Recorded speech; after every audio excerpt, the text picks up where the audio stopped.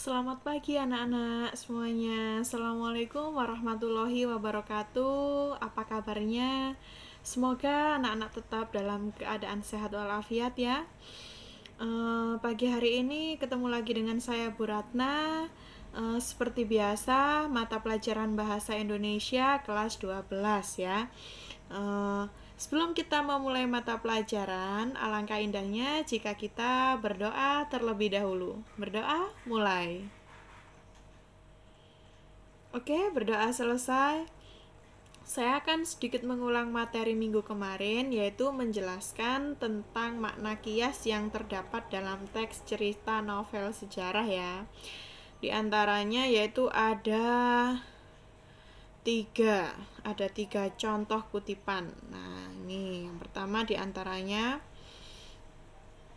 dicontohkan terpukul hatinya. Nah, itu makna yang sangat luas ya. Jadi, makna kias adalah makna-makna yang memiliki makna luas yang tidak sebenarnya. Jadi, makna yang memiliki arti lebih dari kata sebelumnya, ya.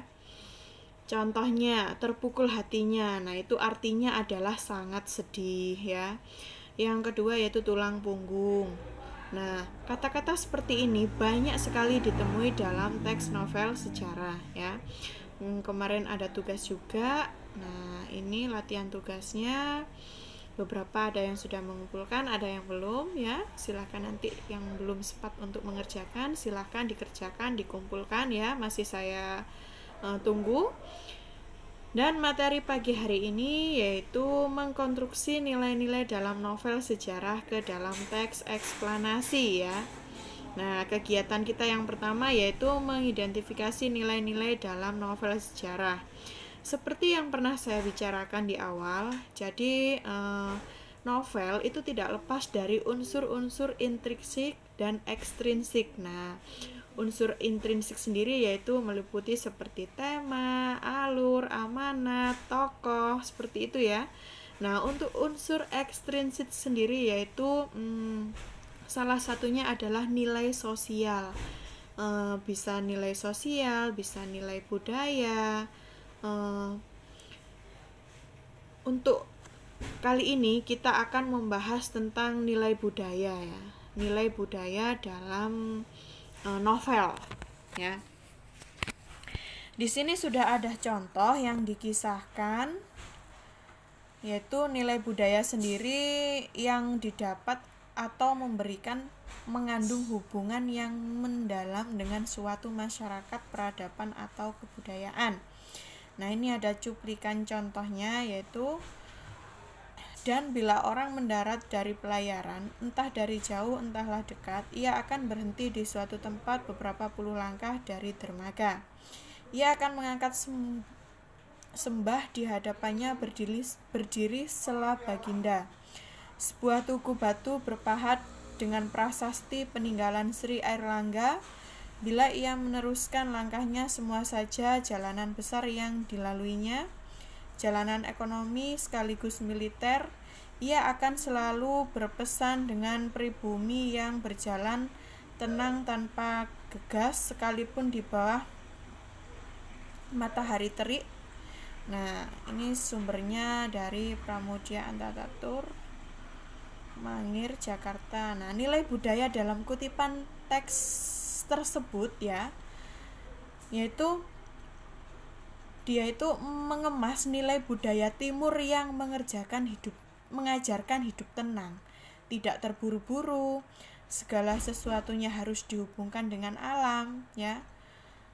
Dari sini bisa kalian lihat pada teks bahwa nilai budaya yang terkandung pada kutipan teks tersebut yaitu memiliki budaya timur yang mengajarkan tentang kehidupan ya. Dan kehidupan tersebut tidak selalu terburu-buru, jadi semuanya, segala sesuatunya harus dihubungkan dengan alam. Yang kedua yaitu nilai moral. Nilai moral yaitu etik adalah suatu etika ya. nilai yang dapat memberikan atau memancarkan petuah atau ajaran yang berkaitan dengan etika atau moral. Contoh, juga Sang Adipati Tuban Arya Teja Tumenggung Wilwatikta tidak bebas dari ketentuan Mahadewa. Sang Hyang Widi merestui, barang siapa punya kebenaran dalam hatinya, jangan khawatir, kepala desa, kurang tepat jawabanku kiranya. Ketakutan selalu jadi bagian mereka yang tak berani mendirikan keadilan. Kejahatan selalu jadi bagian mereka yang mengingkari kebenaran maka melanggar keadilan. Dua-duanya busuk, dua-duanya sumber keonaran di atas bumi ini. Dan ia teruskan wejangannya tentang kebenaran dan keadilan dan kedudukan di tengah-tengah kehidupan manusia para dewa. Nah, nilai moral dalam kutipan di atas adalah ketakutan membela kebenaran sama buruknya dengan kejahatan karena sama-sama melanggar keadilan. Nah, anak-anak silahkan dicermati kembali apa yang telah saya bacakan dan silahkan dipelajari halaman 65 ya, sama halaman 66. Nah, selanjutnya yaitu nilai sosial, yaitu nilai yang berkaitan dengan tata pergaulan antara individu dalam masyarakat. Contoh, sebagian terbesar pengantar sumbangan, pria, wanita, tua, dan muda menolak disuruh pulang. Mereka bermaksud menyumbangkan tenaga juga. Maka jadilah dapur raksasa pada malam itu juga. Menyusul kemudian datang bondongan gerobak mengantarkan kayu bakar dan minyak-minyakan. Dan api pun menyala dalam berpuluh tungku.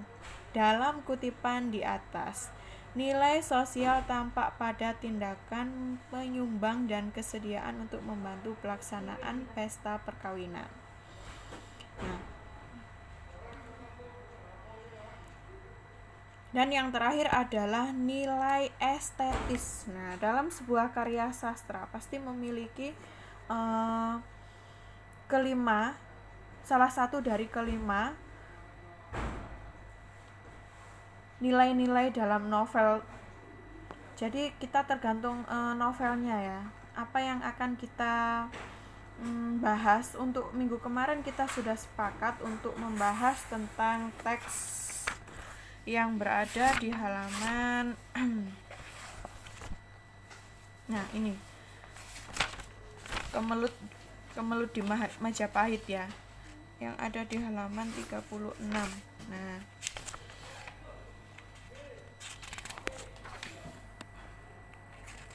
dari sini kita belajar, kita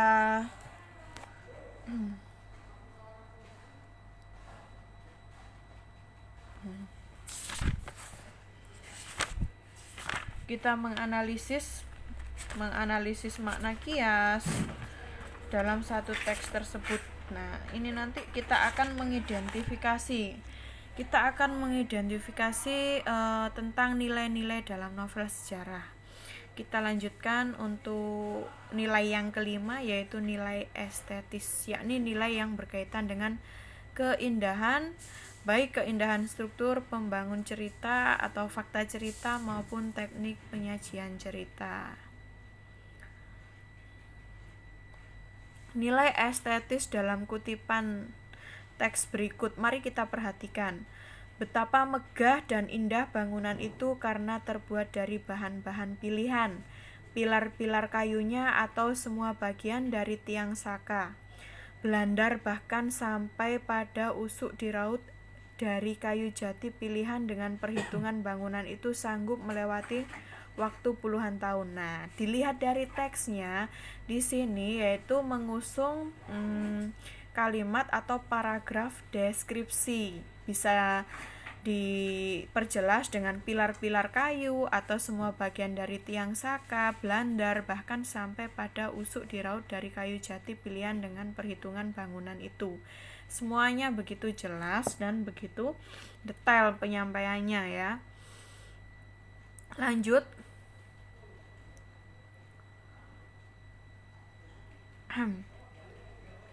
Bahkan diharap bisa tembus lebih dari 100 tahun.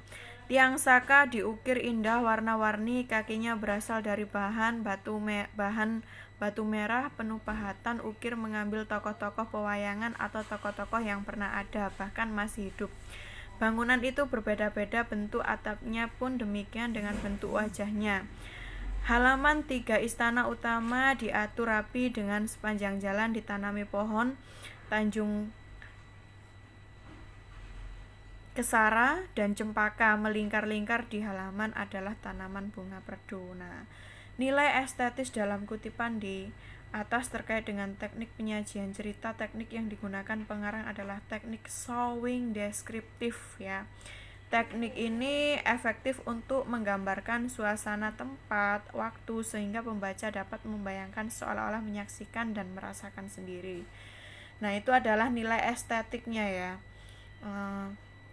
Dari sebuah kegiatan membaca, kita itu dapat merasakan apa yang telah dituliskan, yang disajikan oleh sang penulis. Nah, kegiatan mengidentifikasi, kita kembali ke halaman 36, yaitu kemelut di Majapahit ya.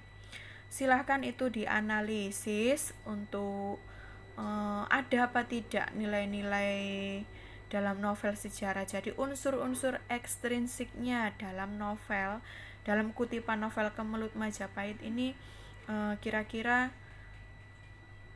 ada apa tidak. Silahkan nanti data disendirikan seperti ini ya, seperti contoh ya, misalnya nilai budaya, bawahnya harus ada cuplikan teksnya dari potongan novel Kemelut di Majapahit ya. Oke, jadi saya kira itu saja pertemuan kita pada pagi hari ini. Saya akhiri. Apabila Bu Ratna ada salah kata, mohon maaf yang setulus-tulusnya, agar pembelajaran kita pagi hari ini diridhoi oleh Allah Subhanahu wa taala. Alangkah indahnya jika kita mengucapkan hamdalah bersama-sama. Alhamdulillahirabbil alamin. Sekian saya akhiri. Wassalamualaikum warahmatullahi wabarakatuh.